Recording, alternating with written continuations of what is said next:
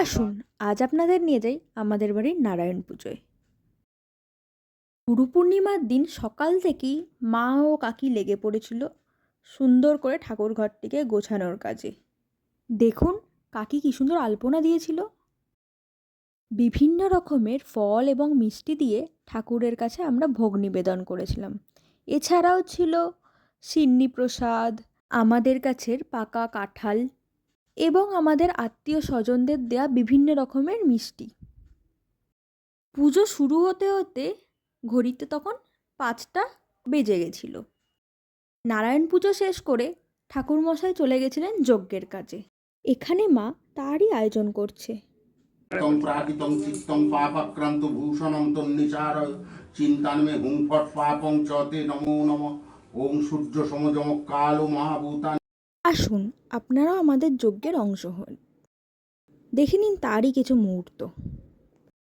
ওম নমো অগ্নয়ে স্বাহা, ওম নমো বায়বে স্বাহা, ওম অনন্তায় স্বাহা, ওম নমো নারায়ণায়, ওম নমো নারায়ণায়, ওম নমো নারায়ণায়।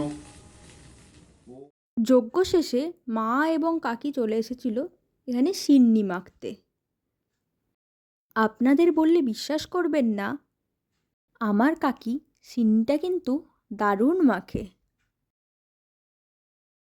সিন্নি মাখা হয়ে গেলে গ্লাসে গ্লাসে সিন্নি ঢেলে সকলকে দেওয়ার জন্য প্রস্তুত করছিলাম। সিন্নিটা কিন্তু সত্যিই খুব সুন্দর হয়েছিল। অন্যদিকে মা গুছিয়ে নিচ্ছিল প্রসাদের থালা, যেগুলো সকল আসা আত্মীয়দের একে একে করে দেয়া হয়েছিল।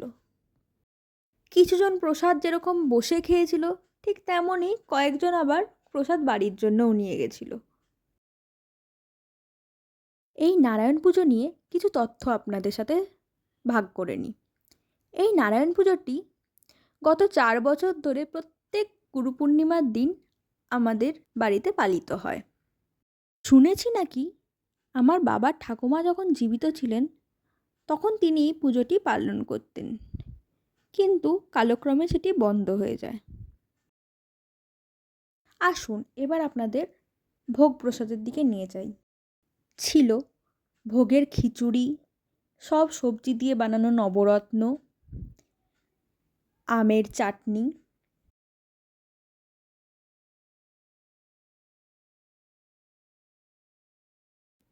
এবং সাথে পাঁপড়। এভাবেই শেষ হয়েছিল আমাদের দিনটি। সবাই কমেন্টে জানাবেন কেমন লাগলো।